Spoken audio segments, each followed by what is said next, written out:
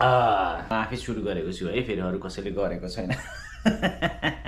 भन्नाले मैले आफै गरेको भन्नाले मेरो एउटा हातले चाहिँ सुट गरेको छु र एउटा हातले चाहिँ यसै समातेछु र एकदमै सानो एक्सन क्यामेरामा चाहिँ यही फाइदा छ कि। स्वागत छ, म हुँ राम गुरुङ र सबैजनालाई वेलकम छ हाम्रो च्यानलमा र टिजे ब्लग्स च्यानललाई माया गर्नुहुने सम्पूर्णलाई चाहिँ दिन्छ सलाम व्यक्त गर्न चाहन्छु भने जति पनि नयाँ हुनुहुन्छ उहाँहरूलाई चाहिँ पक्का पनि मेरो च्यानल हेर्ने बित्तिकै सब्सक्राइब गरिदिनु होला ताकि आउने अगाडिको दिनहरूमा चाहिँ म यस्तै भिडियोहरू चाहिँ बढी अपलोड गर्नेछु।